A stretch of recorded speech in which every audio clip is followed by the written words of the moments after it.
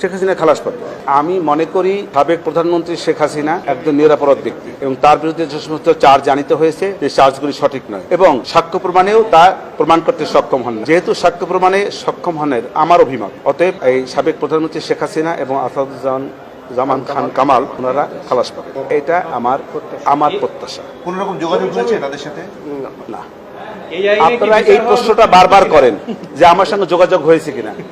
আপনারা এই প্রশ্নটা আপনাদের করা ঠিক না। আইনগতভাবে তার সঙ্গে আমার যোগাযোগ করার কোনো সিস্টেম নাই, নিয়ম নাই। তারপরে উনি যদি আসার পরে যদি ধরা দেন, তখন আমি যোগাযোগ করব। উনি কিন্তু বিভিন্ন বক্তব্যে বলেছেন যে আমার আইনজীবী যে নিয়োগ দিয়েছে সবই তাদের, প্রসিকিউশন তাদের, আইনজীবী তাদের। এই বক্তব্যটা আপনার কানে এসছে, সেই ক্ষেত্রে আমি বললাম যে এরকম কোনো কিছু আসছে কিনা আপনাকে। আসতে পারে, ওয়েট ভাবে নিয়ে না, মানে আসতেও তো পারে।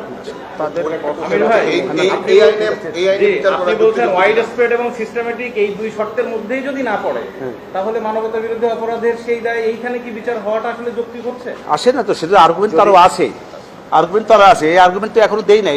আপনারা যে কথা বলেছেন, যে কথাটা পরে বলবো। রাজাকারের নাতিপতি প্রসঙ্গে আমি বলেছি, এই ছাত্র আন্দোলনের যে সমস্ত আন্দোলনকারীরা মাননীয় ট্রাইব্যুনালে সাক্ষী দিয়েছে, তাদের প্রত্যেকেই আমি প্রশ্ন করেছিলাম যে আপনারা কি কেহ রাজাকারের নাতিপতি বা রাজাকারের সন্তান? সবাই বলেছে, এবং আপনারা না শুধু, এবং আপনাদের জানা মতে কেহ সবাই বলেছে যে না, আমরা কেউ রাজাকারের নাতিপতিও না এবং সন্তানও না।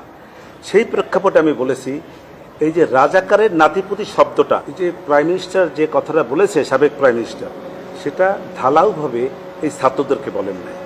এই ছাত্রদের মধ্যেও যদি কেউ থেকে থাকে তাদেরকে বলেছে উনি। কিন্তু আমি এটাও বলেছি যে মুক্তিযুদ্ধের কোঠাটাকে সমন্বয় করা, কমিয়ে আনা, এই সদিচ্ছা তার ছিল, কিন্তু সেই সদিচ্ছার প্রতিফলন করতে এই আন্দোলনকারীরা দেয় নাই।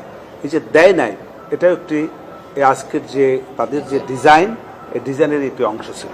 আওয়ামী দুঃশাসনের প্রেক্ষাপটে আমি বলেছি, একটি রাষ্ট্র যখন তার শাসন কার্যক্রম চালায়, সেই শাসন কার্যক্রম চালাতে গিয়ে তার ইচ্ছা সবসময় সদিচ্ছা হিসেবে থাকে।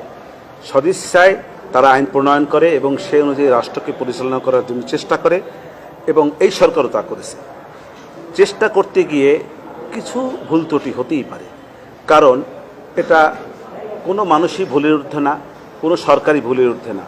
এইসব ভুল ত্রুটি সব সরকার আমলে হয়েছে, এই সরকারের আমলেও কিছু হয়েছে, কিন্তু যে ভুল ত্রুটিগুলি হয়েছে সেইটাকেই শুধু প্রাধান্য দিয়ে এর চাইতেও যে বেশি ভালো কিছু তৎকালীন সরকার করেছে 15 বছরে, সেই ভালো কিছুর কোনো রকমেরই কোনো প্রমাণ তারা তাদের